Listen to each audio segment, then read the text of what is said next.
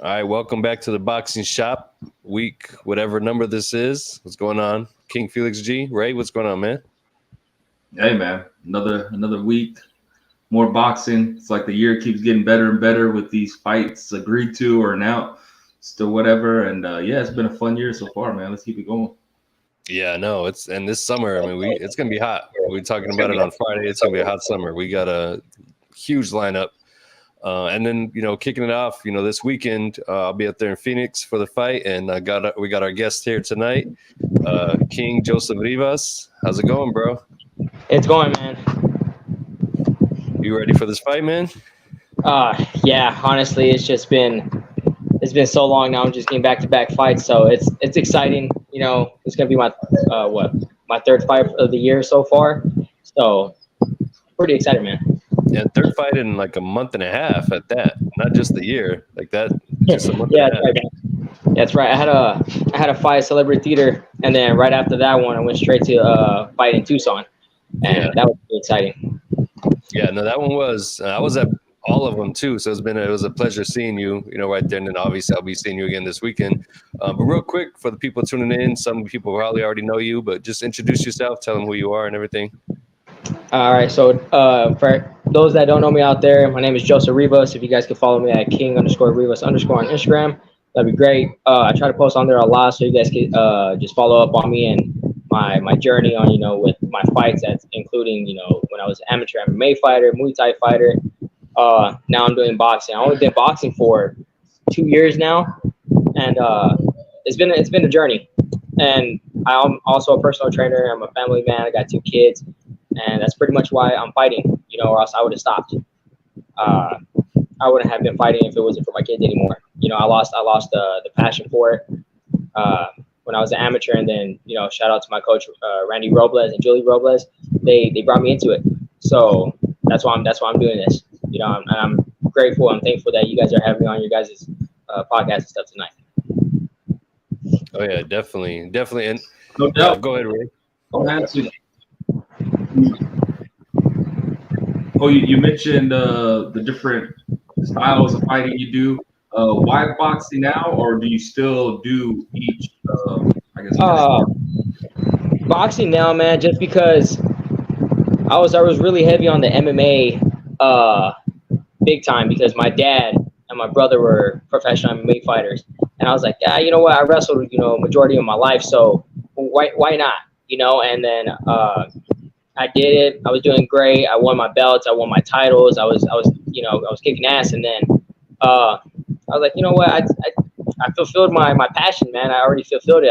I went out there, put my name out there. And I know it sounds a little messed up, but from my background, it was a brutal background coming up, as a child and doing all that stuff. I never really had a childhood. So my goal, my ultimate goal was to whoop my dad's ass and then my brother's. And then I was like, all right, once I did that, I was like, I don't need to do this no more. I'm able to defend myself if anything were to get in a rough patch. And then that was it. And then COVID happened and lost a job. It was hard, to pay some stuff off and stuff like that. And then old family friend told me about a gym opening up in Coolidge, which is where I train out of and I fight out of. And that's where I met Randy and his wife Julie, and been ever since. He and then he started talking to me, saying, "Hey, you done some amateur MMA fights," which is exactly how I met him. He was a cut man for Iron Boy MMA. I want to say 64, if I'm correct. And then and then from there he was like, "Hey man, you got a passion for it. You look like you're a fighter. You look like you came up from like the same background as me. You ever thought about turning pro?" And that was it. That was it. I was like, I lost my passion for it. And then, and then all of a sudden it's like, I was having my son, and I wouldn't be doing it if it wasn't for my kids, honestly. So that's why boxing now. I never had, I guess, the right connections, I guess you could say. It was always MMA background, Muay Thai background. I had those connections. I didn't really have the connections for boxing. So yeah, here's our other co-host, Dakota. I'm going to add him in there. He's a little late to the party, but, welcome back. What's up, fellas? What's the biggest difference that you see on, I guess, not just the sport, but like maybe, behind the scenes or, the journeys? What's the biggest difference between MMA and boxing? Was that for me? Yeah. All right, sorry about that. With promoters and all that. Like, I just, what's the difference in the two worlds? Man, I was about to say it's a big difference. It's a big difference. I want to say, politically, big difference. Entertainment wise, all this stuff. I mean, I love boxing. Don't get me wrong. I love it. I fell in love with the sport. I love how, it's definitely the sweet science. You know what I mean? And now being converted into a boxer, when I was an MMA fighter, I could definitely see a lot more different styles. Like, how can I say? I'm more aware because now when I used to spar or go back to my old gym, I used to spar like the Muay Thai guys, the MMA guys. I'm like, this. Not to try and sound like an ass, but I was like, oh, this seems a little easier now. It's like I could see the way you move. I could see the openings a little better. So I mean, now I can see why MMA fighters get beat up when they do some boxing matches. You know what I mean? Against some real boxers. So it's like, and people are like, it's rigged, this and that, and it's like, no, it's not. Now I can see it. So that's probably the biggest thing I see out of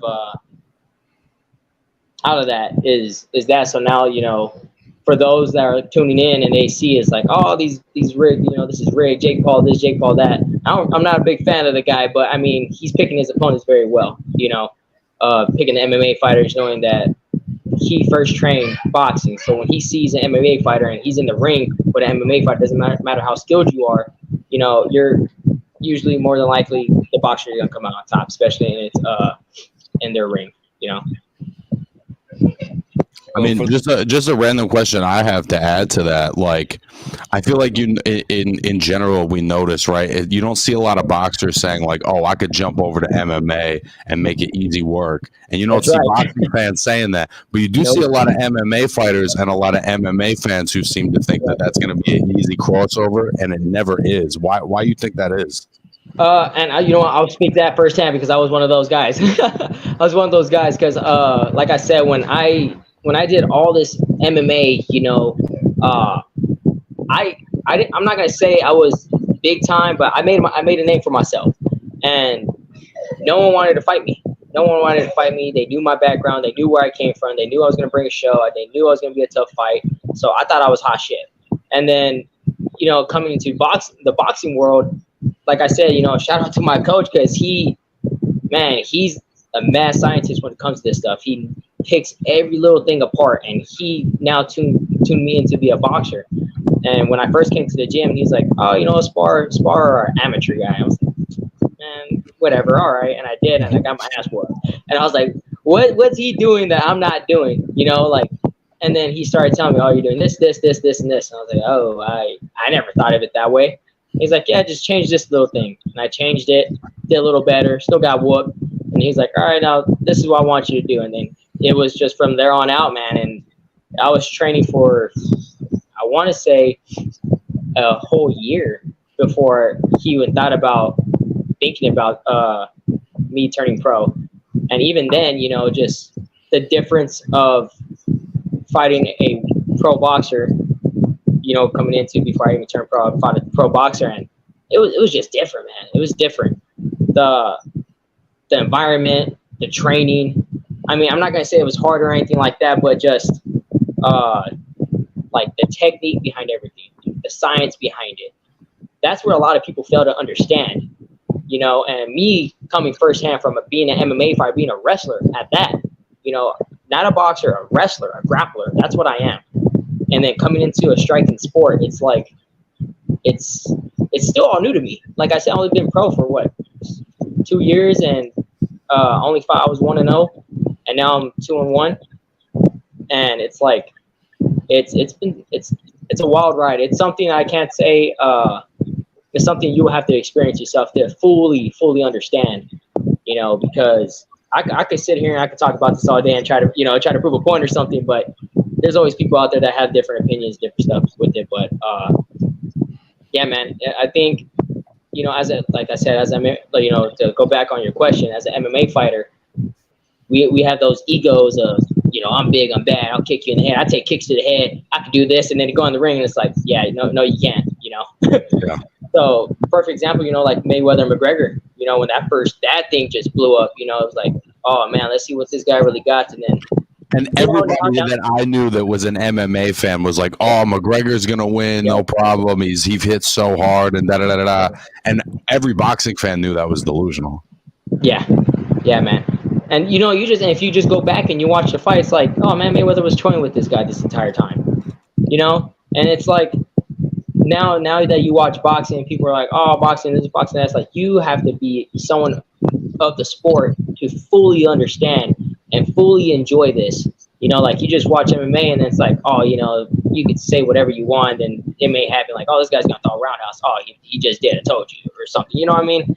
And they just don't understand it. I mean, me personally, I don't think there's that much technique behind the MMA.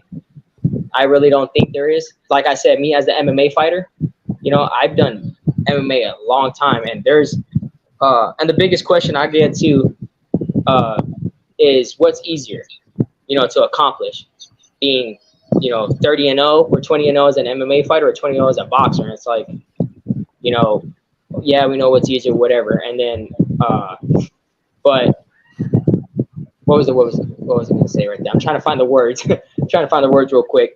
But I get questioned that a lot, and it's like, I know what's easier, what's harder, but you know, like what's his name? I like mispronounce his name, like Khabib Nurmagomedov, that guy. What style does he have? Just grappling. That's how he won, you know. And then you got Israel Adesanya, beautiful stand-up, beautiful kickboxing. That's how he wins his fights. And all those guys, you know. And it's like, but in boxing, everyone has, you know, it's on the feet the entire time. There's no kicking, there's no clinching, there's no kneeing, there's no elbows. I mean, you might sneak some stuff in there, but I mean, it's a real chess match. It's a real thinking man's sport, you know. And I find, and that's where it got to me really to be really hard at. And my last fight at Celebrity Theater with Alexis Ortega, it was like, all right, I'm going against a guy who's 5-1. You know, I'm just so used to being, and that was almost a 2-year layoff or a 1.5 year layoff my last fight. So I wasn't coming into a tune-up fight. Like, this was a fight. Like, I know I had to be training for and everything. And that, even though we're on a lower scale of boxing compared to the guys that are up there, that just makes me think like, man, if this is how it is here on a 4-round fight, imagine how it is on a 12-round fight with the big dogs. You know what I mean? And then all the other stuff with like MMA fighters, and it's different. You know, it's just really different. Well, everything that you've learned and now you being a pro boxer, do you have any desire to take that now and go back to MMA? We've seen Clay Collard kind of be successful in boxing and, you know, PFL. Honestly, yeah. I want to say yeah, just because, like, I mean, not that I hate MMA. I love it. Wrestling's been in my life, my whole life. Like, I got the tattoo of it right here on my chest. You know, I got the cauliflower ears because of it. I was ready to go to college for it. I had 2 scholarships for it. You know, it was something that I've been wanting to do. And I love MMA. Don't get me wrong, I do. But am I looking for a big thing, like a championship or anything? Like, man, probably not. I'll probably go do it just to be like, all right, I need to get some aggression out. I need to throw some elbows on somebody. You know, I can't do it here in boxing. I mean, I might sneak one here and there, but that's not legal, man. So I think we'll see how it goes with my coach, what he says, and go from there on out, man. But right now, strictly boxing. I want to tune up my stand-up. I want to see how everything goes. Hopefully, I want to say I got 2 more fights after this one at the end of the year, and we'll just see how everything is. I'm gonna take a quick break. There's gonna be a lot of people who aren't familiar with you, so I put together a quick little video package, even footage you haven't seen yet. So here we go, just a quick little video package so people can get familiar with your style.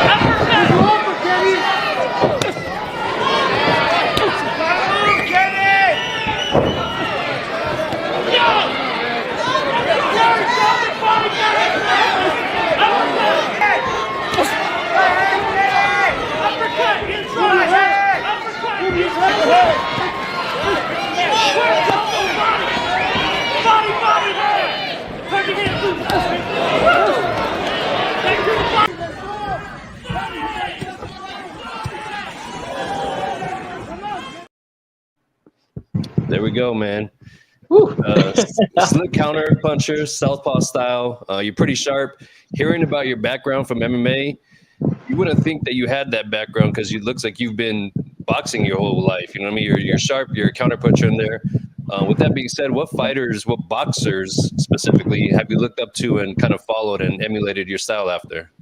I was about to say that's a there's a lot. Honestly, I try to mix up a style. You know, like the footage that you guys just seen right there. That I look completely different that fight compared to the first one at Celebrity Theater. I was more defense, and then this one I was more offense. So I was more on the guy, and honestly didn't even know we were gonna fight this guy. I sparred this dude before, so it was like, oh, I'm fighting this guy. All right, I know what he's capable of. So I was like, let's give the fans a show, you know. And we just started going at it. But the guy that I study a lot more of, just because of my weight class, my height, and I'm a southpaw, is Lomachenko. Obviously, I'm not gonna be great like that guy. Who knows? You know, I still got years, but I study off of him a lot, and I've been trying to take, like, you'll see this coming Saturday. Like, I've been trying to do a lot of stuff that he's done, and hopefully I put on a show. Hopefully I look more technical. I look more sharpened up, and we've been touching up on it a lot more. Just because, like I said, after that first fight, that was July of, I want to say 2021 is when I fought, and then here I am in 2023. I just barely fought again, so almost 2 years that I fought. So there was a lot of time, there's a lot of stuff, some ring rust happening, and you know, I think it's time to actually go in there and show you guys exactly who I am and what I bring to the table. Yo, man, that right there, that was good work. That reminded me of James Kirkland, man. That's one of my favorite styles. Just, you know, right there in his chest, and you're tougher than him, and yeah. I was gonna say too, to add to what Felix said, like, you really sit down on your punches like a boxer, and a lot of times when you see the MMA fighters, they're used to the smaller gloves, so it's a lot of arm punches. It's more chin up in the air, but you look like you've really adapted to the style. Yeah, I was about to say, you know, and that's funny that you guys pointed that out, because that's exactly what my coach has been on my ass about. Yeah, he's like, hey, this is he named you stand straight up. You know, your chin is up, you throw with your arm, you don't throw with your hip, you don't sit down, you don't push off your toes. He started naming all this stuff, and it made me feel like I didn't know what the hell I was doing. I was like, dude, I've been fighting my whole life, and you're talking to me like I don't know what the hell I'm doing. And then now I go back and I look at my very first sparring footage when I was boxing, and I was like, oh yeah, dude, I look like shit. You know, and like I said, in that fight right there, I felt like I could have done better. You know, we were just brawling it out, but yeah, I do sit down on my punches, and my style that I'm comfortable with is you know, oh, had a little mess up right here. But my style that I like is I like to be in your face, man. I like to make you, you know, suffer. Like that's my style. I'll take a hit to give a hit. I don't care. I like those guys like Vicky Ward and Arturo Gatti. I'm one of those guys. I'm gonna be in your face, and it's gonna take more than, you know, 200 punches to drop me. I'm gonna keep coming and keep coming and keep coming. Like, I don't care. You know, I spar a 185-pound dude lean. You know, I don't care. So when I'm in the ring and I'm with somebody that's 140, 135 pounds, I'm not scared. You know, I know they're not gonna hurt me just as much as I might hurt them, or I might hurt them more. You know, and I just knew for a fact, oh, I sparred this guy, I can stand in there and put on a show because I know I can take his hits. You know, and it was a good fight too. It was back and forth like the entire 4 rounds. That was a banger, man. Oh yeah, and I love it, and that's the type of stuff I love. You know, because one of the questions I get also is, do you want to do this to become a world champ, or are you just doing this, you know, just to do it? And that question sits with me, you know, because that fight could have went a different way. That fight, I could have sat there, I could have sat back, been technical, and listened to my coach and a little more careful. And he said, telling me straight punches. Like, nah, let's put on a show. And I started wailing on him, you know. And then he started wailing back, and I was like, all right, we go trade blow for blow. And that's what happened. You know, I could have been more technical. I could have sat back, boxed a little bit more, and did that. And how can I say, like, look pretty. You know what I mean? Looks pretty, looks sharp. Besides, like, the gladiator match, but. People don't sit there to honestly see box. You know, you ain't gonna pay a pay-per-view. You ain't gonna go pay a $53 ticket and be like, oh, this guy looks pretty when he gallops around the ring, just the jabs. No, I'm there to punch your face, and just like you're in there to punch mine. You know, we're in there gonna go, and you know, just like this guy that I know that I'm gonna fight. We know he's gonna come at me. You know, he's a bigger dude physically. You know, and we know he's gonna come at me. So I was like, he can come at me all he wants. You know, I'm gonna work my technique. I'm gonna be sharp, and he's gonna feel some pop, man. So. We got a question here from one of the viewers. What are your long-term and short-term goals in life in the sport? So I actually have this written down. So short-term goals, the goal was, obviously it's not no more. I'm not undefeated now, but the goal was to go 5-0, and then from 5-0 see where this takes off, and to see what opens up. And if big things open up, then all right, let's go to 10-0. 10-0, what opens up there? Okay, can we get be on Showtime? Can we be on the TV? Something like that. But obviously everything turntables when I lost. Now I'm 2-1. We're going for 3-1 this weekend. But nothing's changed. I want to see, like I said, I have 2 more fights scheduled at the end of the year. Hopefully we go 5-1 if all goes well. And we'll see. We'll see after that. I have no idea. I just want to see what doors open. And stuff like that, short-term wise. Long-term, I want to be a world champion. I do. I'm not trying to be great. I just want to, take that off, and I want to make some money.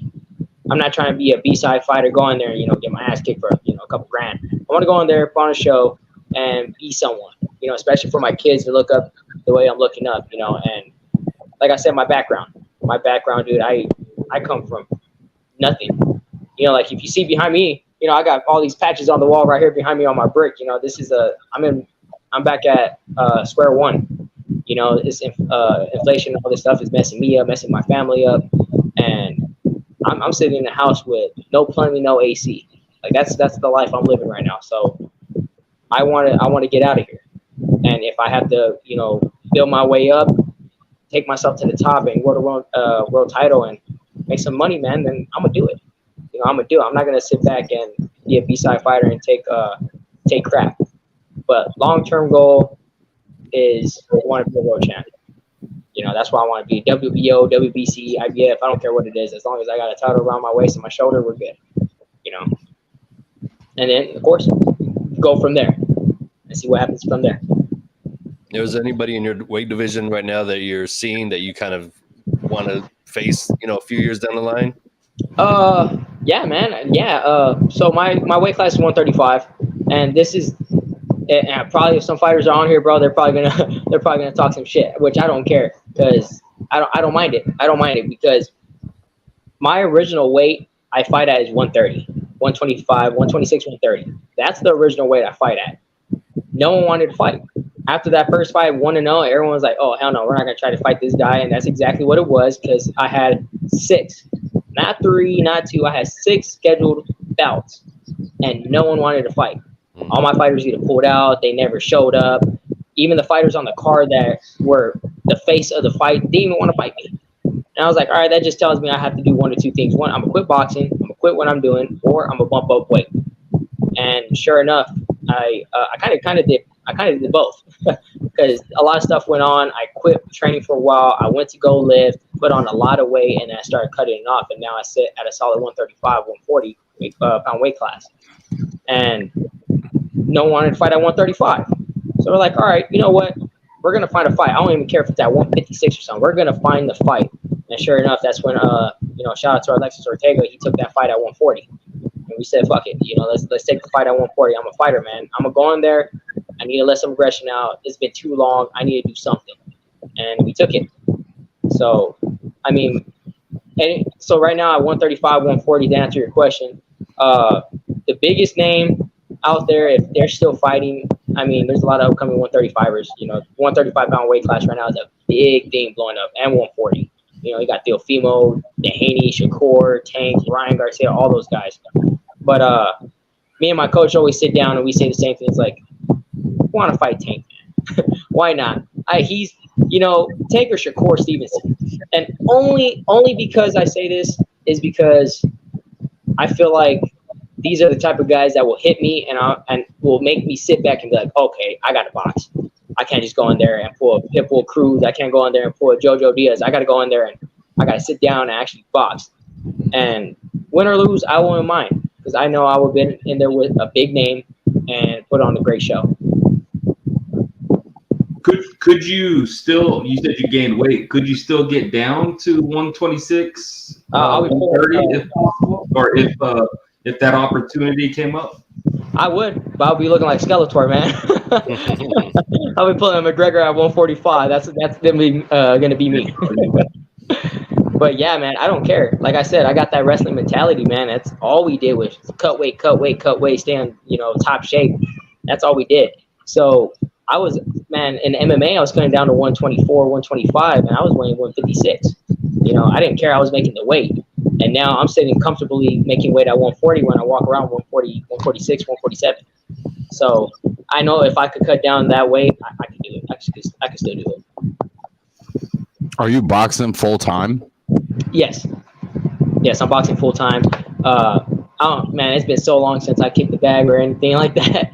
But like I said, not trying to hate the sport. I love MMA. I've been doing it my whole life too. So it's like, I think I'm more focused in the boxing because when I look back, in my MMA career and I look back in my Muay Thai career, it's like there was something missing. And I think that boxing was missing. I think that could have made me a better fighter in both of those categories. I should have boxed. My brother boxed before I did. I just wanted to avoid everything he done. So I did the opposite. He boxed. I did the Muay Thai. He did the Jiu-Jitsu. I did the wrestling. I was like, all right, yeah, that's what I'm doing. So that's the only two things I did. And then boxing. Forgive me if you guys already covered this before, but do you know anything about the opponent you got coming this Saturday? I know a little. I try not to dig too much on my opponent because, prime example, I dug a little more on my opponent at the Iron Boy fight. It's like, and it's funny because these two are going to tie in right now. So Alexis Ortega is the guy I fought Iron Boy. And the guy he fought in March, I believe. So before he fought me, the fight before me, the guy he beat, I'm going to fight that guy. And that's how I know this guy's going to come out swinging for the fence, coming at him. But who knows? I don't know. I can't say he's going to do that because I thought Alexis Ortega was going to come at me and brawl with me, and he did not. I was like, he's going to sit down, he's going to brawl with me, and he didn't. He ran the entire time. He boxed. He did great. I'm trying to crap on him. He took the victory that night, and so that's why I try not to dig too much on my opponent. Maybe further down the line, 12-round fights, 10-round fights, yeah, let me do a little more digging because there's a lot more to watch. These 4-round fights, it's unpredictable. You don't know if this guy's going to come at me. You don't know if he's going to get hit and be like, fuck this, I'm going to take off. I got 4 rounds only to play with. I could just win if I stick and move. Who knows? And I learned the hard way when I was like, all right, I dug a little too much on Alexis and he didn't do exactly what I thought he was going to do. You built up too much of an expectation of what he was going to do. And then you go in there and you're like, oh, crap, man, he's doing everything wrong. And that's exactly what I was telling my corner. He was telling me, you got to do this, do this. I was like, dude, he's doing everything the opposite of what I thought he was going to do. So I was thrown off mentally. I was thrown off. I was like, fuck. I'm doing what I can. If they're somewhat landing, when they land hard. They were landing good, but he's running, and I'm not used to him running. I thought he was going to come at me, so it just threw me off. And it throws anyone off mentally. It's like going into war. Got your group of soldiers going there, and you're like, all right, we're going to take these guys on. Then boom, you get ambushed. You're like, we weren't expecting this. It's the same thing. I always try to keep that mentality. I always try to stay strong, but it's hard, man. That's why I try not to go in there and dig. And like I said, it's hard for 4-round fights. If I was doing 10 to 12-round fights, I could play with him about 4 rounds, figure him out a little, and then work. But it's like I only got 4 rounds, so you get what you get. Yeah. You got to work. Did you agree with that decision? Because it was a majority decision, correct? No, I don't agree with that decision, man. I think it was a majority split decision or something like that. Yeah, like it was like one judge had it scored a tie, another judge had it scored for him and me. I'm surprised it didn't end in a draw. I didn't agree to it. I didn't, but I went back. I listened to the commentary and I listened to what they were saying, and it's pretty much pretty much either way. If you look at it, who was the better boxer? He was. Who was throwing more volume? He was. But who was landing the bigger, better shots? I was. For the most part, I thought I was slipping most of his punches. You know, he made it through a lot of punches, but I was dodging most of them. The only damage that I came out of that fight with was when we headbutted. And that was it. You know, I didn't really have that much damage to my face. I felt fine the next day, and obviously the next week if I fought again in Tucson. You know, so honestly, I thought I won. I thought I won, but shout out to him. You know, he took the victory that night. There's no going back on the judges' score. But yeah, man. Yeah, I just asked because you mentioned that the L, and I was like, yo, that was a majority decision, so it had to have been close. So yeah, I was just wondering. No problem, no problem. Yeah, and it's just like what you said too. You were the only fighter that fought on that show and in the Tucson card right after. So I mean, obviously it wasn't too damaging for you. You know what I mean? Nah, I felt good. But the only thing, you know, that concerns us is my left hand. So that's what I'm saying, man. Like, there was a lot of stuff coming into that fight, which I'm surprised I even fought.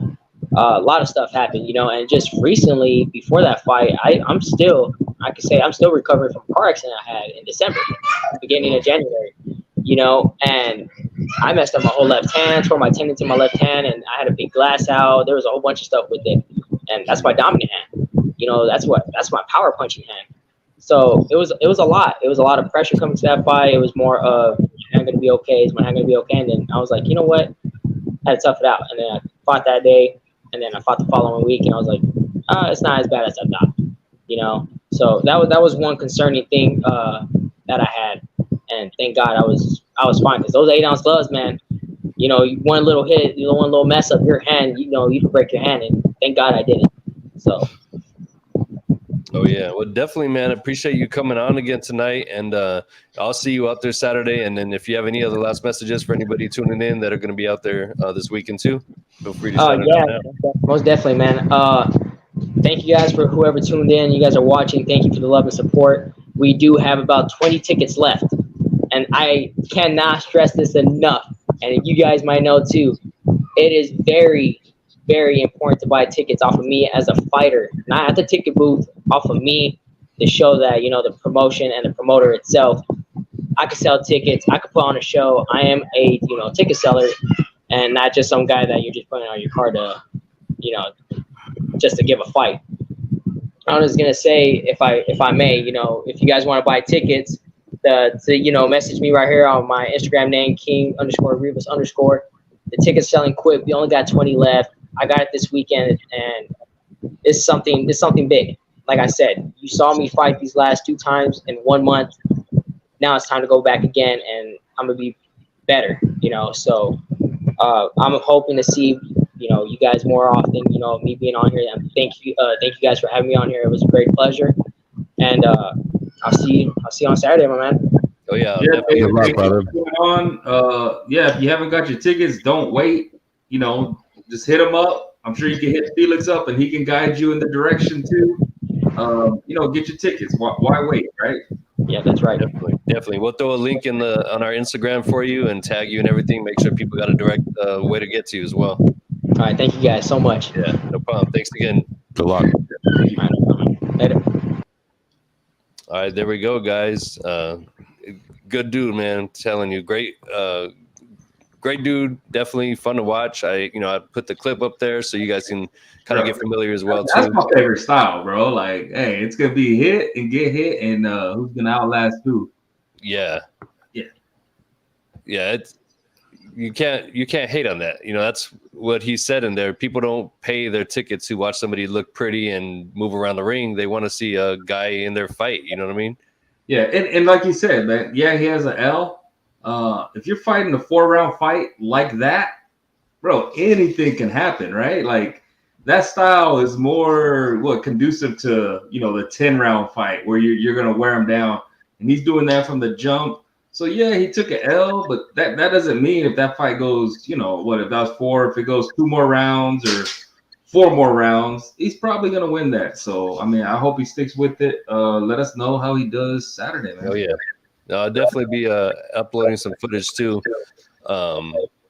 I was the last fight. I was there with his. You saw the clip. I filmed all that for his fight in Tucson. But the one in Phoenix, the week before that, I didn't get to see a whole lot of it. I was back there with Trevor doing some filming there. But I'm definitely gonna make sure I get some time in there with Joseph this weekend, and make sure we get some clips up there. And again, as he said, we've always seen it. Nibs is a big supporter of it on the program. Support your local fighters. So what he said, buy the tickets, not from the ticket booth, buy directly from him. It helps them out a whole lot, definitely. Yeah, and I think you answered the other question. I think Jesus he asked if Macumbi, I believe, was coming back. And yeah, Macumbi had a comeback fight, and look, he's back on track again. Yeah, and then he has he's fighting for the WBC Intercontinental Middleweight Championship, or actually, I'm sorry, Super Middleweight this weekend too. So that should be fun. This card is actually going to be a really stacked card. There's 6 fights in total. Starts at 5 p.m. and definitely Iron Boy cards I always put on, man. So if you guys are in the AZ area, show up and show out. But Dakota, welcome back, bro. How's it going, man? Shit, it's good to see you boys, man. It's been a hot minute for sure. Yeah, it definitely has. It's been rough. They've been working you, bro. Oh, boy, have they, man. I'm like, I had one of the longer weeks of my career this week, but I'm glad to be back. Yeah, we're glad to have you back, man. What's going on, Ray? Let's get into these shows last week, and there was a lot of boxing. It wasn't a lot. It wasn't a lot. I hope there wasn't a lot because I think I watched 2 fights. So there's a couple cards. There's a couple cards. It started at 5 p.m. ended at 11:30 p.m. It was a solid 6.5 hours of boxing. I think I watched 2 fights. I'll tell you about them. Which fights did you watch? I watched the Regis fight. Right. To me, that was the big fight of the weekend. Going into it, I thought Regis was the guy. Well, I think last week I still thought Teofimo was the best at 140. And yeah, man, Regis, I don't know if he did himself a disservice because looking so bad, he's probably going to get more fights. But I got to remove Regis out of that top 140 guy. Like, I didn't see it, man. He looked slow to me. I never really realized, like, he just looked slow. After watching that, man, I could probably name me 5 guys that I would pick easy over him. Though I did think he won. I know some people thought the fight was really close. I did think he won. I thought he won comfortably. But yeah, man, he just didn't look like what I wanted him to look like, I guess. Yeah, it was, and then I didn't know it was as bad as it was until Jack put the punch stats in the chat. But those were alarmingly low connect numbers and output numbers. Like, it was bad. I didn't think the fight was that bad, but I was talking to another fighter on, we're just DMing about the fight, and she was like, yeah, it was really, really boring. It didn't seem that boring to me. Maybe I was just excited to see Regis. But I think the early knockdown, I think that kind of made it like, oh, okay, something can happen. But yeah, with those punch stat numbers were crazy. Like, it was in the. It seemed like the output was so low from both guys. Like, Zorrilla was very much trying to de-impact the fight, which I think, like what Rivas was talking about, having an expectation. Zorrilla has always been a pretty aggressive guy, and I think Regis was expecting an aggressive opponent.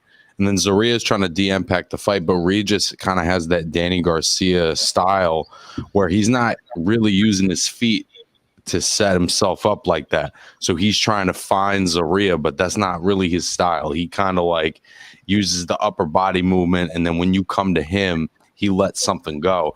And it just seemed like a bad style for Regis. And I mean, I would think a lot of guys in the division are going to want that fight even more now, because it's very obvious that if you just keep yourself on the move, he doesn't really know what to do with that.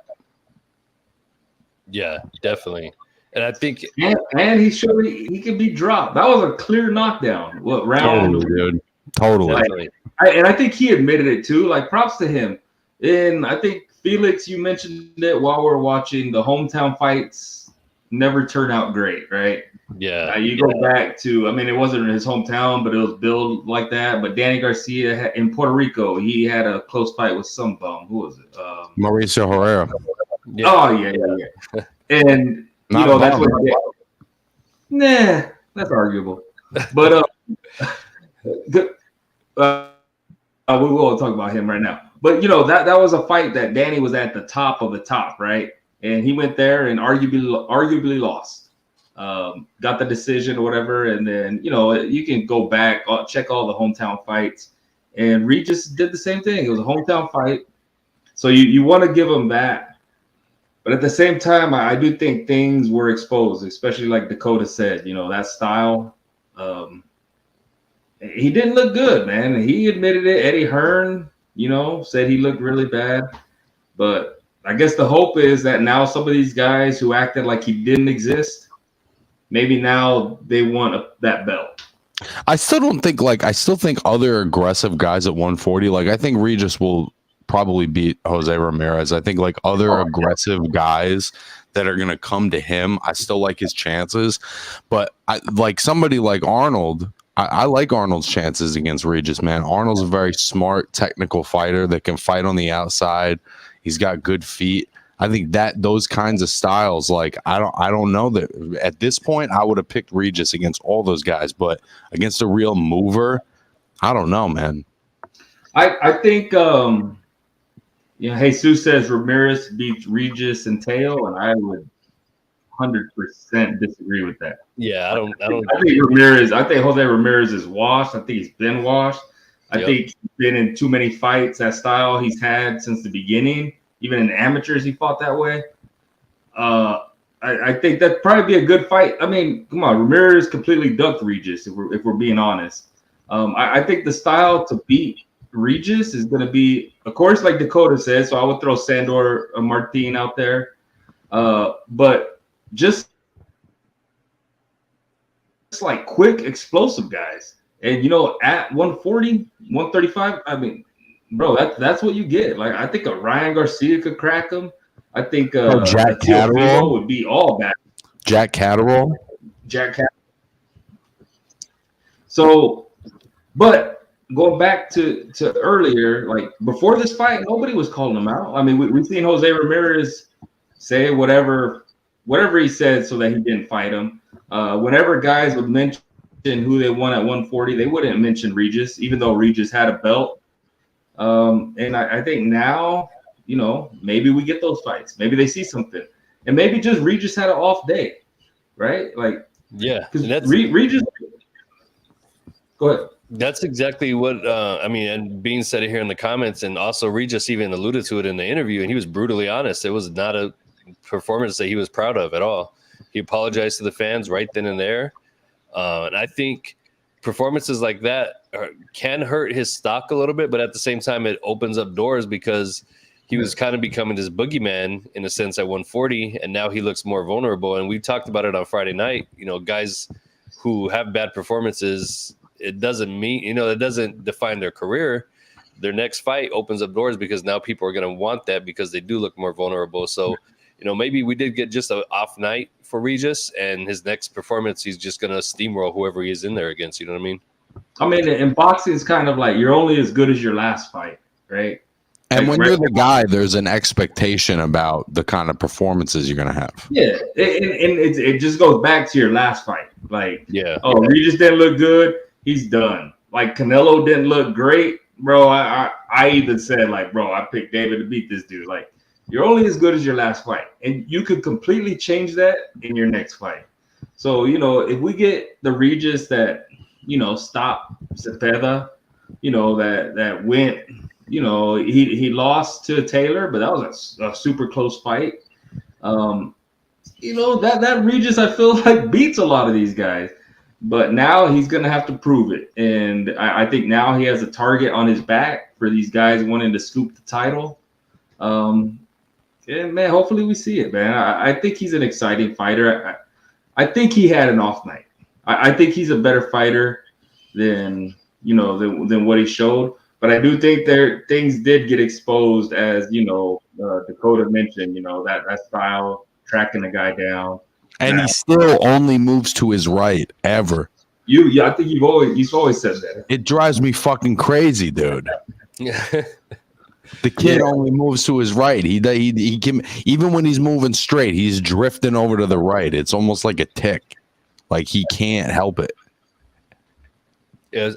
I haven't paid attention to that. I'm gonna have to look Look, watch the fight again. Watch any Regis Prograis fight. The man only moves to his right ever. The thing that caught me, bro, I don't know why. He just looks so slow to me, man. And I really think like an explosive, even someone like Devin Haney, who doesn't have the power at all, where he gets off quick. Like, bro, if Regis isn't knocking him out, I think Haney's gonna have his way with him. Really, I agree.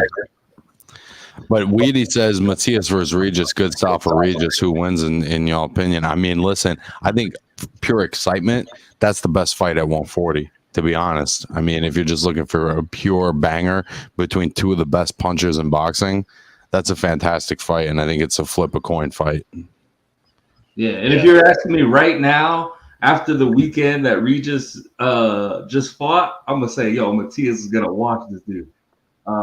And that's just maybe prisoner of the moment. But I do think where I saw Regis get dropped by who he got dropped by, I think Matias is going to eventually hit him. And Matias is a smart fighter. He's not just a puncher. He's a smart fighter. Bro, and the way Matias came back in his last fight, right? Like, he's getting it put on him. And then all of a sudden, it was like no, hold on, I'm here.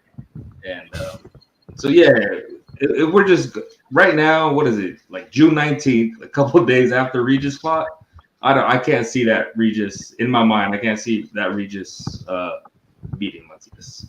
And I think somebody who's going to handle Regis is going to be somebody rangy like a Haney. Because I think the thing I noticed about Regis watching him fight is whenever he gets popped hard, his first instinct, whether he's hurt or not, is to hold on immediately.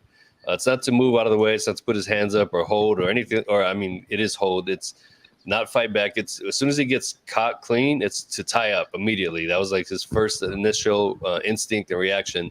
So if he fights somebody rangy like Haney, who can land bombs from the outside and prevent him from doing that, it's going to continue to open him up and pop him all night. And I think that's a style he needs to stay away from. I know you're highlighting that. And before I read Weedy's comment, I want to hop to Jesus' comment about Lindolfo. Bro, I think Lindolfo might be the best 140, and I don't know why he's not getting the looks he should be getting. So, bro, and Hitchens, bro. I mean, Richardson Hitchens is a fucking that's exactly the kind of style I think they could give Regis fucking fits, because he's a brilliant outside boxer. Yeah, I agree. Hitchens is smooth with it too. So I guess I go to the point where, oh my bad, Felix. Oh no, go ahead. I was just saying I done against Regis. Yeah, I guess that goes to the point I originally had. After this weekend, seeing that Regis, I think we could probably name 5 to 10 guys that that probably would have beat that Regis this past Saturday. Like, hopefully we get a better guy. I mean, if it's not in the hometown, we'll give him that. But now I think there's a lot of opportunities for other guys, and I think they're going to be, searching for that. Yeah, definitely. He's getting that looking like cake type of vibe right now. So a lot of guys are going to be chasing that now. Yeah, 140. You got him. You got Rolly. Like, right? If you just look at those fights, like, bro, if you want a world championship, like the belts are there, and they look like they could be taking off those guys. And that's crazy. At 140, it's such a hot division, and these champions are looking very vulnerable. Rolly, I think everybody in boxing can say, yeah, whoever he's fighting next, defending that title, is probably going to take you off of him. That's a great point too, Felix, because I think that like we've been saying, there's probably 10 guys I would have rather have seen Regis fight before Zarria, and he barely won this one. So I think that speaks to your point. Like, this is a stacked division. There's a lot of guys that want the opportunities, that deserve the opportunities, and the more vulnerable these champions look, I mean, it's maybe this division's about to get shaken up a little bit as far as who's at the top. Yeah, and it's very unpredictable too. You can't really pinpoint who is going to be the one on top necessarily right now. I just hope they fight. Like, I hope they keep fighting. You have Teofimo saying he's retired now for valid reasons, right? He mentioned this kid. He's got stuff going on, but I want to see Regis back in there soon. I don't want to see him, fight next year for the first time or whatever. So Hopefully we get it. I think we will see. That's 140. Who is it? I mean, before the retirement, I was going to say Tszyu right now. I mean, I'm just being real. For me, on eye test, I couldn't prove it with his resume, but I think Richardson Hitchens is the best guy at 140 right now. Honestly. Yeah, and I think I'm gonna go Teofimo, but I also think the things that Matias brings, I think any given night he might beat them all. So he got that better BF power, bro. Like he just got that different kind of power where it's like once he lands one clean body shot, the fight's basically over. Yeah, and for me, it wasn't even the power; it was the beating he was able to take for that first round, second round, almost, and then just get stronger through that. It's like, how does that happen? Like that's a different level of conditioning or whatever. So I put a lot into that, but I think I'd have to go Matias or Teofimo right now. And I had Regis right up there up until this last week, man. So he's got to come back and prove me wrong. That's why we watch, right? Oh yeah, definitely. I think what Weedy says there too. Tszyu and Regis 2024. I wouldn't be surprised. I do think Tio's he's only taking a hiatus from the sport. He's not necessarily retired. But saying he's retired does give him a clean break from it to handle what he needs to handle. Yeah, and especially like for him, I would think like he went in there, he fought the guy who had all the belts, right? There's that big argument right now. Is he undisputed or whatever? Josh Taylor had all the belts, right? Josh Taylor beat Regis. Josh Taylor had all the belts. So I kind of looked at Teofimo beat the guy. Yeah. And I did. I beat the best guy. Now let me do what I need to do. And I can respect that. It's not like he beat this guy and then now he's got to beat this guy. I think he's looking at it like, bro, I beat the best. He's the lineal champion. Now he doesn't want to defend anything right now because he's got something else to do. And he's only 25 years old. Even if he took a year or two off, he's gonna come back at what, 27? Like, so there's. I think it's fucking weird as shit that he retired, to be honest. I get the reasons he's saying, but he hasn't even hit his physical prime yet. Yeah, he's 25 years old. A man's physical prime, I believe, is 26 to 34. So he's not even in his physical peak, and he talks as if he's some sort of legend or Hall of Fame fighter, and I just don't. I think he's had a handful of meaningful fights in his career, but I don't think he's a Hall of Famer. I don't think that he's a fantastic talent. You don't think he's a Hall of Famer? I don't. He hasn't had, when I think about guys that are in the Hall of Fame, the number of meaningful fights that they have in their careers. I mean, he's had 4. And I'm not saying they weren't big fights, but I don't think you get into the Hall of Fame off of 1 or 2 meaningful wins. I get that argument.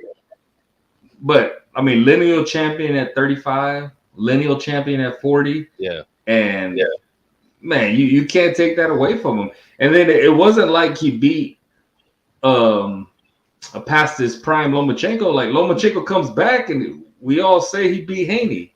So no, I'm not discrediting what he's done.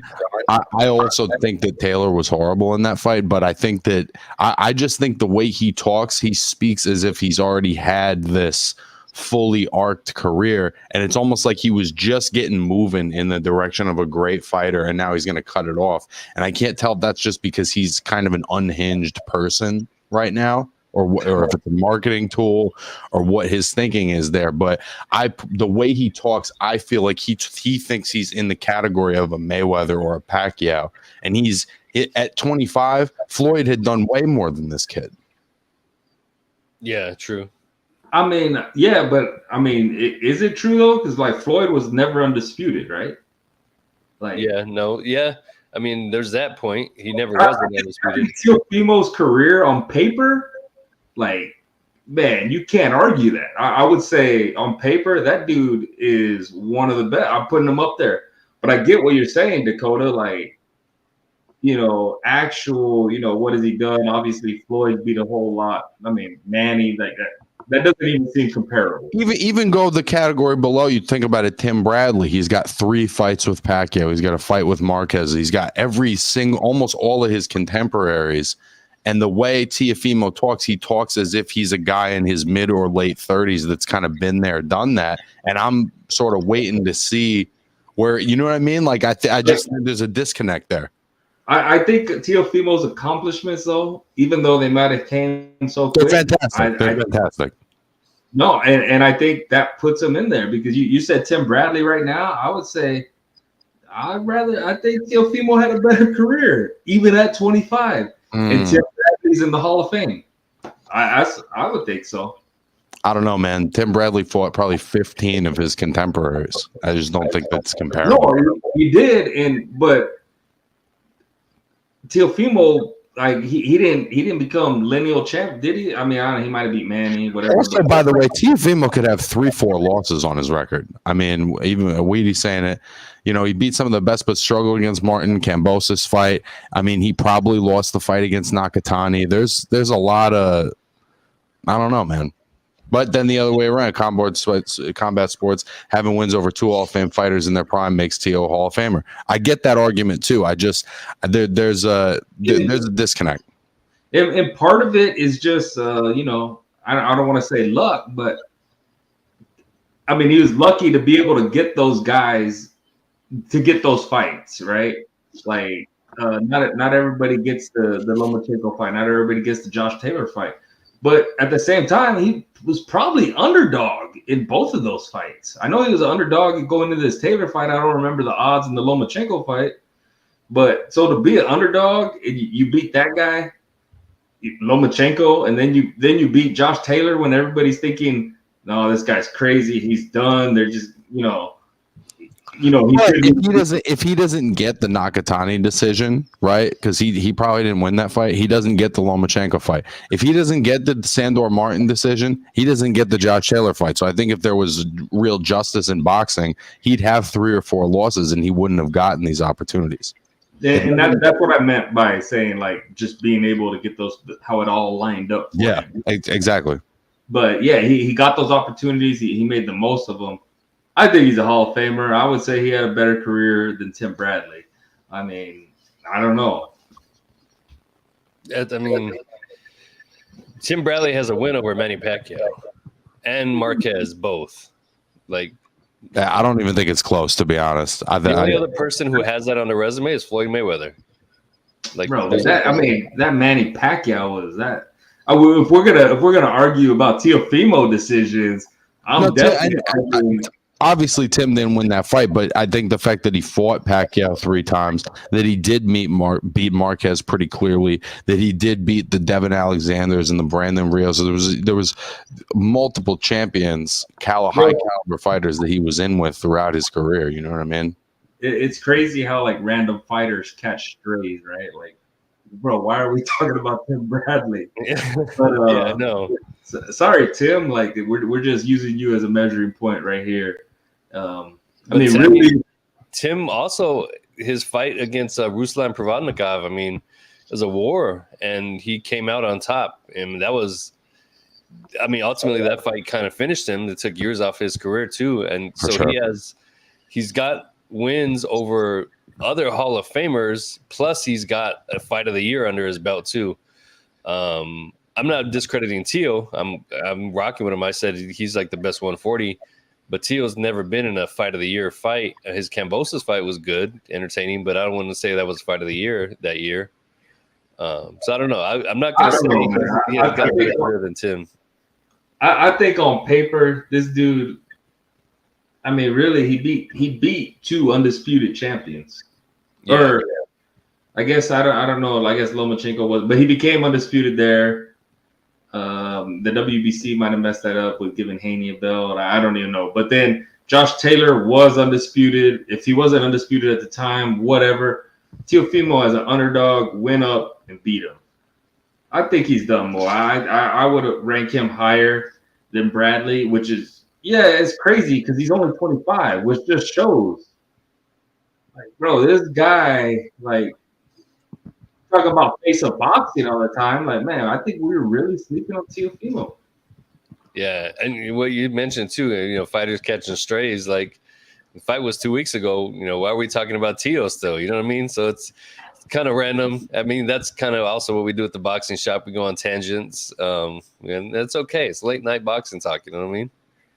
It's what we do. We're talking about him because Regis fought, and that's kind of like the most exciting opponent for Regis, but he's retiring. Yeah, and it's sadly the most exciting thing about Regis's fight from the past weekend is talking about Teofimo Lopez. Yeah, yeah. This I wanted to bring it up again because I saw it in the comments really quickly. Just want to shout it out. As soon as I find the comment, it was back on there. I think it was Weedy. Somebody shouted out the knockout of the weekend. I don't know who threw the comment in there. I'll find it. Oh, Alejandro Jimenez knocking out Ramla Ali.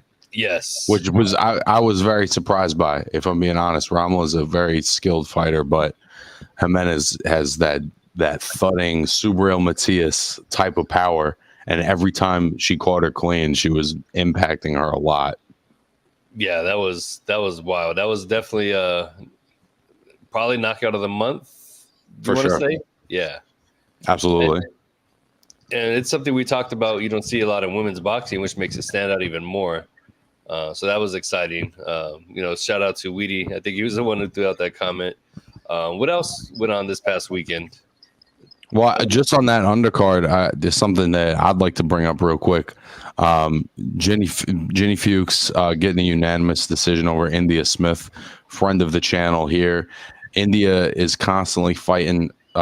India Rodriguez, India Rodriguez, she just got married, but she's constantly getting in with the best fighters in the division. Jenny Fuchs is a former Olympian, and man, India gave her fucking hell, dude. She was in her chest that whole fight, and every single round was close and competitive. So I just want to shout out to her because she's constantly coming in as the B side. The record ain't pretty, but she gets better every fight, and you gotta respect a fighter like that. Yeah, and that's one of those parts. Jenny, as you said, Olympian, and I always see her with Michaela Mayer. When I saw she was on the fight, and then I obviously missed it. I did a quick Twitter search, and majority of people were saying, India did her thing. She did, man. It was awesome. Yeah, so I didn't see the fight. I can't say who won, but. Very positive comments coming for India. Jenny looked busted up. Seen a picture today. She was all stitched up. So, that's one of those ones. That didn't go how whoever made that fight expected it to go or wanted it to go. Because you look at India's record, and it's a Gabe Rosado kind of record. You're not gonna think much, but when you go through it, obviously the Salem Urbina win. But I mean, I saw her against Micaiah Krebs at a club show in New York. Another undefeated prospect, gave her hell, and her last fight was there's just been a lot of fights where like a handful of things go different. She's maybe in position for a world title shot, and she's just one of those hard luck fighters that takes every tough fight that comes her way, and I have a lot of respect for her because she competes every time. And I will say, I'm definitely glad that she had the opportunity to fight in front of her hometown crowd too. Man, she's a road warrior, and just getting that opportunity to be there, home, she was comfortable. You know what I mean? So I'm glad. Right, I'm learning about her from shows in New York City, and she's not anywhere. She's just constantly the road dog, the B side. And there's a place for those type of fighters in boxing. I mean, Winky Wright was one who fought not just everywhere around the country, but around the world. Glenn Johnson. Glenn. Yeah. Oh, these dudes. Manual, bro, the drunken master. Talk about, Floyd mentioned. I've seen interviews where Floyd mentioned like that was one of his toughest fights. Like, but you look at his record and you'd be like, come on, what? But it's just those guys. Or girls too, like they take fights, they fight whoever, and sometimes when you fight certain people, no matter what you do, you are never gonna win that, right? Like I feel like those scorecards are filled out before the fight even started sometimes. but yeah, those fighters are definitely out there, and you know, when you find them, and you know they're tough, you know that's a fun watch, and you root for them too. And even when you look at those losses too, they're always close and competitive, no matter what. So you can't. I mean, you have to respect that. I don't think there was much more. Like I said, there was a lot of boxing, but I didn't see anything stand out over the past weekend. Well, you're missing a big one. Which one? I'll give you 5 seconds to think of it. Oh no. Tszyu getting the first round knockout against Carlos Ocampo. It's in the freaking caption of the show. Yeah. Yeah, Tszyu. I mean, bro, that was exciting. I'm still picking Charlo to beat him, but that was as exciting as you can get, and that was a great way to end off the night of boxing too. After sitting there for 6.5 hours in front of my TV. Man, I think Tim. I don't favor him against Charlo, but I think it's 50-50 because Charlo's been inactive for so long that if this is the fight he takes on a comeback, I don't know, man. This kid's a whole lot of problems.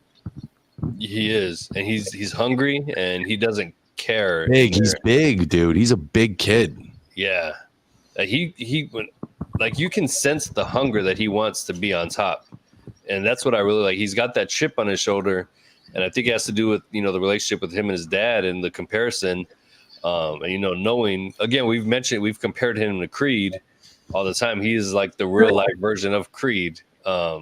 He shares the last name with Tszyu, but look it up. I mean, you're going to be surprised when you find out the backstory between him and his dad. So Tim has that chip on his shoulder. You can sense the hunger, the anger, the ferociousness he's got in there, and he's going to go at Charlo the same way he did this past weekend against Ocampo. He's not going to be afraid of him. He's going to go for it, and you got to love that about that dude. I mean, another great fight would be Tim Tszyu and Brian Mendoza. That's a classic waiting to happen right there. Yeah, easily. And Tim's gonna go for any of those fights too. He's up there now. He's in that class. I think when they first made him and Charlo, it was more like Charlo's gonna wipe him out. It's too early. But he's had the fight with Harrison. He's had the fight with Ocampo, and I think he belongs there now in that class. And he's there for conversation against any of the top guys. And he's not just beating these guys because these are all top 15 contenders. He's smoking them. Yeah, absolutely. So I'm excited about Tszyu. I guess I didn't see anything that would tell me he beats Charlo. But at the same time, I don't see anything that tells me he loses against Charlo. I think he's been brought up the right way. And now we have a good fight that I want to see. Like, I mean, he beat Ocampo, like, cool, but I would expect him to do that. He beat Harrison, cool. I would expect him to do that. But that's what you want to see because now, and Terrell Gaucher. Oh, yeah. And now I'm not sure. Like, I think he's built himself up as a legitimate contender to Jermell Charlo. And Jermell Charlo, he fights whoever, right? Like, Jermall, we've had people say, he has a problem, whatever. Jermell fights whoever. So, where they both want to fight, the fight was scheduled before. I think Tszyu has made himself into someone we want to see. I'm not picking him over Charlo, but I want to see it. And shoot, I don't know. Eye test tells me this dude's mean and he's going to fight and he's going to go for it right away. So, yeah, definitely a fight I want to see. And if he hurts Charlo, he's finishing him because Tim he's ferocious. If he hurts you, he's taking you out. He's a Golovkin kind of finisher. Yeah, he's gonna go. I just don't know if he's. I don't know. Like he beat Ocampo, cool. Who was that? Weedy said, "Oh, the only time he's seen someone do that was Spence." Yeah, Spence did that how many years ago? Right, and at that time we were probably saying, "Yo, Spence hasn't fought anybody. Cool, who's this guy?" So, I mean, I don't know. That the win this weekend. I mean, he got it done in the first round. Like, bro, you can't do anything more than that. He did what he was supposed to do, whether I like the guy or not. I just don't know. That doesn't give me enough to say, "Yo, he's gonna get Charlo." By the way, Weedy, if Castano can give Jermell a run for his money, Tim can win. That's another fight I'd like to see is Tszyu and Brian Castano. I mean, I've mentioned that before, but I think they're very similar in their styles. They're both aggressive, but they're smart defensively, and I think that's a great matchup as well. I mean, I wouldn't mind seeing Tszyu versus Erickson Lubin. Great fight. That would be a banger of a fight because they're going to stay in the pocket and just throw. Sebastian Fundora would also still be fun because he's not going to learn from the loss. He's going to go out there and perform the same way that he always does. He's going to bang it out. So there's at that point, I want to see Tim and Mendoza, man. I just think that's such a great matchup. Bro, Mendoza kind of makes for good fights against anybody. Like, because I'm thinking, Mendoza Lubin, like that's a crazy fight too. Yeah. It's a fun weight class right now for sure. And I think we've always said that what makes it so good is that these guys are willing to fight each other for years. They have an active undisputed champion. Granted, we haven't seen Charlo in a minute, but I wouldn't really write him off as an inactive type of fighter or somebody that is avoiding anything. Like he's in there. So you have all these guys in the mix. It's not like the welterweight, the belts are held up between Spence and Crawford. There's one guy at the top of the mountain and they're all fighting to get there. And I love the entertainment factor at 154. It's pretty awesome. And also it's not even just entertainment. Like those are big, strong guys. I don't think there's a rush for whoever wins this Spence Crawford for them to go to 154. Oh yeah. Like I know they both mentioned that they'll go after Jermell, even though Spence trains with them. I can't see that ever happening. But like, bro, there's a lot of guys there that I don't know if Spence or Crawford, and I'm a big Spence guy, just go. I don't think they can just go up there and clean house. Like I don't think that's gonna happen. I think that weight class is too talented, too big for them to think that, or for anyone to think that in that case. For sure, definitely. I think that wraps up this past weekend. Any other standouts, Dakota, that you remember? Just quickly, Sam Goodman got a split decision win over Raiz Alim. I was surprised to see that. I think Raiz is, or I still think he is, but I really thought he was one of the best guys at 118 pounds or 122 pounds, kind of waiting for him to get the Stephen Fulton fight. So I was just surprised to see that happen, but it was a very close fight, and Goodman fought a smart, rugged fight. And, I think Raiz can still make a run at it, but Goodman's clearly a contender. Definitely. Goodman, he pulled that one out. I don't think there was any controversy in that fight at all. I think he definitely was the man who should have won at the end of the day. And, props to him. He did what he had to do. Looking forward to this coming week. We've got, obviously, Edgar Berlanga, Jason Quigley. On the undercard, any standouts? I see Rashad Mati versus Wesley Furr and Adam Konaki versus Joe Kusomano. What do you got on that, Dakota? I'll let you break that down since that's your card there. Well, I think the big standout there is Adam Konaki making a comeback. He's coming off of 3 losses in a row, 2 to Robert Helenius, and then another one to I can't think of his name right at the moment, but another a solid heavyweight contender, but it was like a kind of a litmus test, and he lost the fight clean.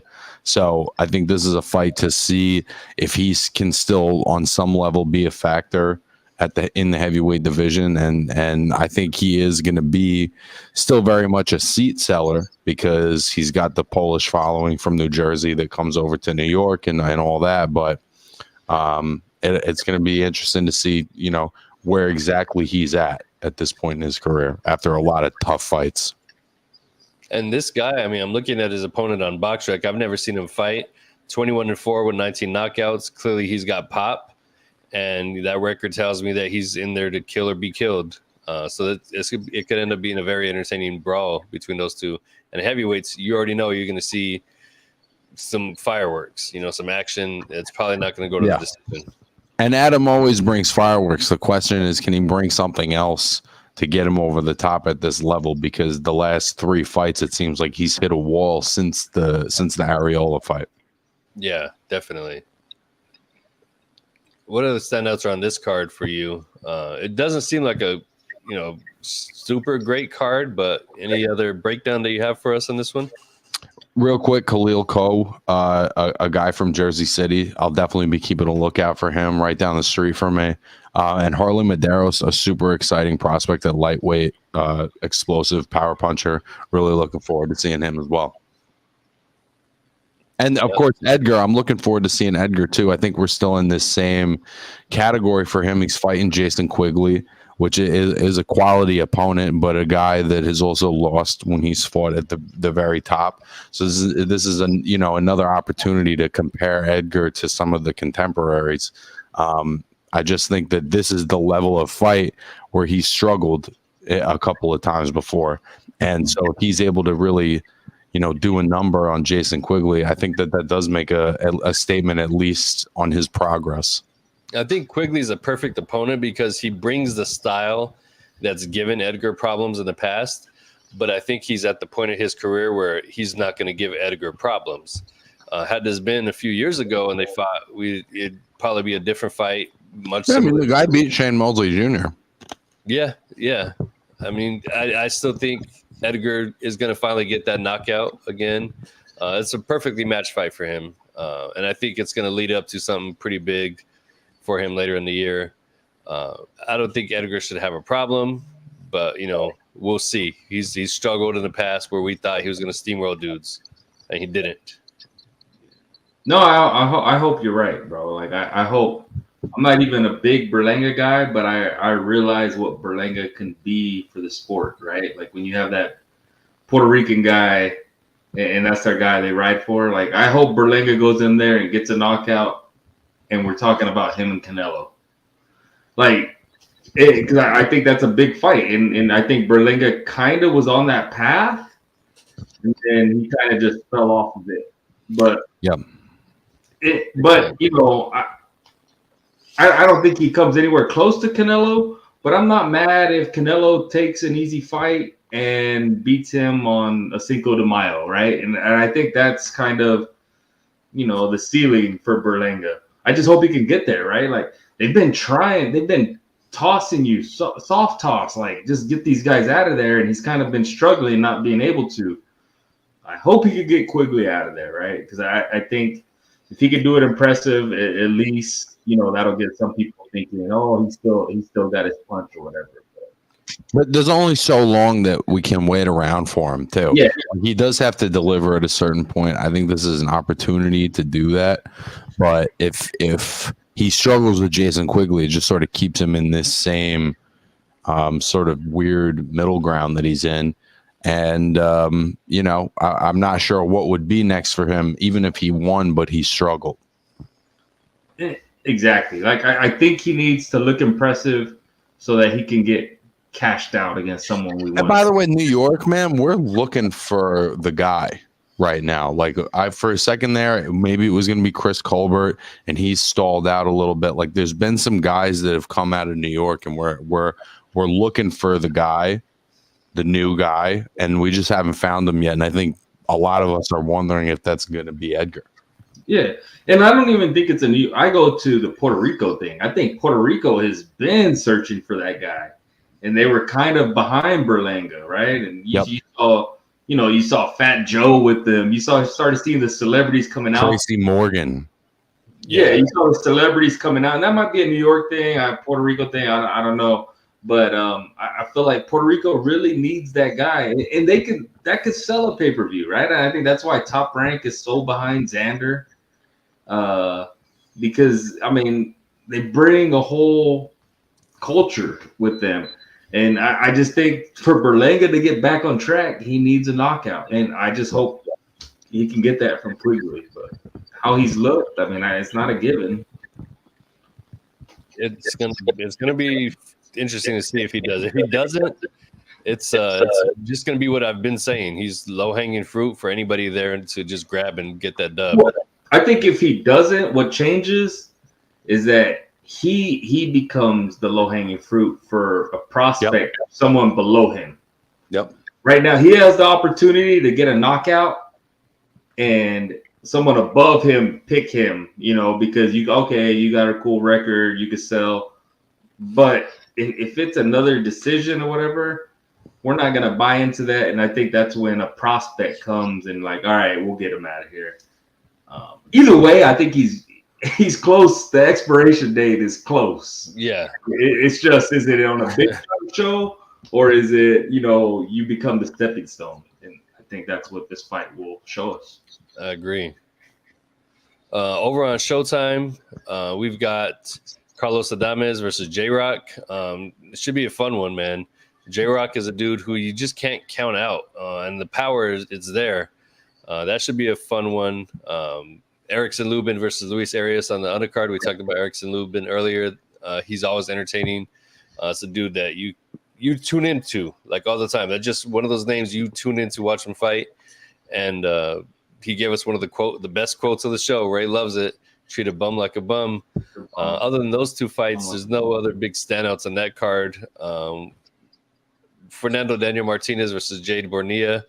What do you got for that one, Dakota? I'm actually not familiar with either of those guys, to be honest, which is a kind of a rare one for a fucking nerd like me, but I've never heard of him. So I'll definitely be looking forward to that. I love the Lubin Arias fight. We're looking forward to see like where Lubin is after such a brutal fight with Fundora. And I think Adames and J-Rock is like the middleweight division doesn't know who it is right now. And this is going to be a good fight to kind of sort it out. I think Adames might be the guy, but we'll have to see. Yeah, I think J-Rock's done, bro. I think Adames does his thing and looks impressive. But let's put some shine on that fight that Combat Sports said. Bro, that's a fight. And I think that's the kind of fight that happens if Berlanga wins in a decision, right? Like it goes from now you got to lose to Diego Pacheco, who's going to wipe the floor with you. If you win impressively in a knockout, then yeah, maybe now you get wiped out by Canelo. And I think that's kind of where we're going to go right there. But yeah, man, Berlanga and Pacheco, bro, that's a fight. That would be fun, man. Definitely. I mean, easily rock with Pacheco on that one. Yeah.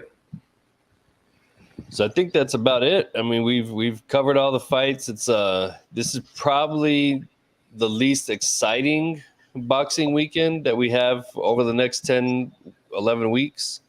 And even with that being said, we're probably still going to get treated to some good, fun fights.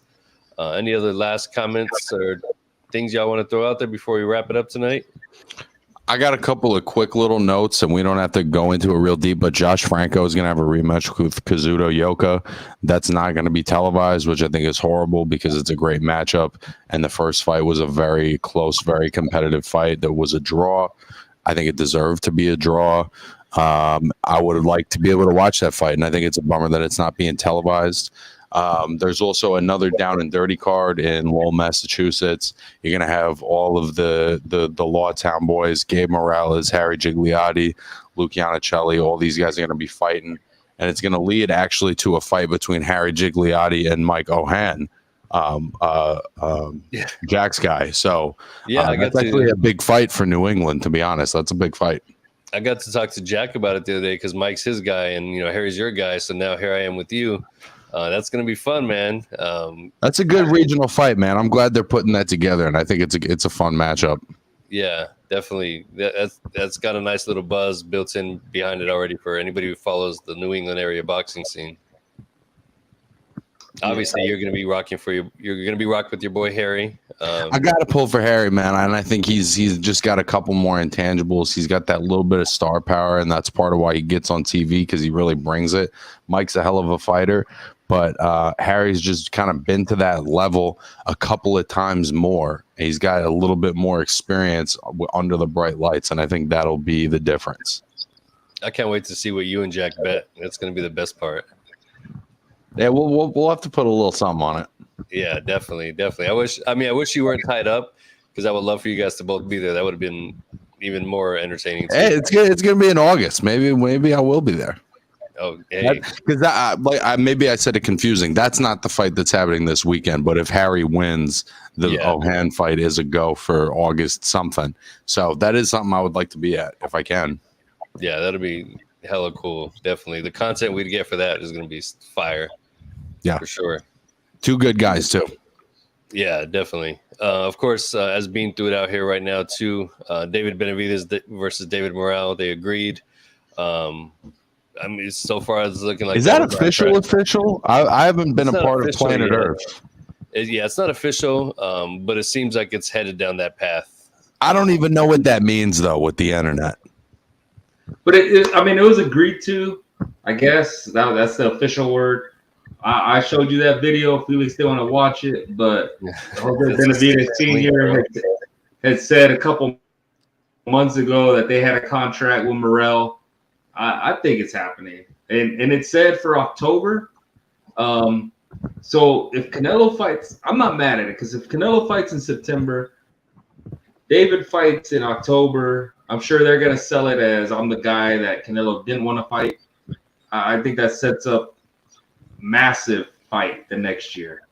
Hopefully, Benavidez Morrell is one of the best fights in boxing. I don't even really care if it sets anything else up because that's a matchup that's on my fantasy list. Right, and that's a tough fight for Benavidez to take to set up a showcase against Canelo because you want to do that against somebody who's going to challenge you but still winnable, and I don't see Morrell as being a winnable fight for him like that. If they fight, I love David Benavidez, but I got to rock with David Morrell in that one based off of what I've seen from him. I mean, eye test. I think especially if we go to the last fights, like I said, you're only good as your last fight. Bro, Morrell, I think it'd be tough to pick against Morrell, and that's whoever he's in the ring with. But I mean, when you sit and look at it, Benavidez, that pressure he puts on, and kind of the way he just breaks you down, and he's right there. I think there are ways to victory for him. And if he beats Morrell, then shoot. I mean, that's one thing that Canelo hasn't done. I think it kind of got mixed up where he beat Plant. I don't think he could have gone Plant to Canelo just off that, right? Because Canelo beat Plant in a better fashion. Yeah. So I was okay, they threw that offer out. I don't think that was real, whatever. But him and Morrell, that might be the two best 168ers in the world. And if we get that fight this year with what we've gotten, man, this year's looking great, man. Yeah, without a doubt. Something had to give, you know what I mean? Like boxing is in such a weird place that I think the only thing that can really save it is matchups that people actually care about. And I think that it got to such a desperate point where the fans are disinterested because every fight you kind of know what's going to happen, and we're not getting the matchups we want. I think it's finally, to some extent, like I think these promoters know that the only way to keep fans engaged is to make fights they want to see. I don't think it's the promoters. I think it's actually fighters pushing for it, right? Because I think you got promoters like Golden Boy, and they have Munguia fighting whoever Munguia is fighting. And they were obviously, it came out this week, they're suing Ryan Garcia. They obviously didn't want Garcia Tank. Like Garcia and Tank made that happen themselves. And I think that's kind of really what's pushing guys. Like guys are seeing like, yo, if we really push for this, it's going to happen.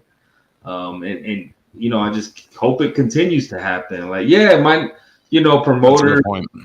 promoters, they don't want their guy to lose, but man, we've said it before. If it's a close fight, it doesn't hurt. Like, I still want to see Ryan Garcia, right? And he got knocked out, right? Like, yeah. But I still want to see him. I was talking, maybe his explosiveness does good against Regis, and just let the best fight the best. The fights we want to see, and if they lose, I still want to see them. The problem comes when they lose against someone they shouldn't lose against because the promoter was trying to carefully, like if Jaime Munguia loses to, Derevyanchenko, who's a good fighter. He almost did.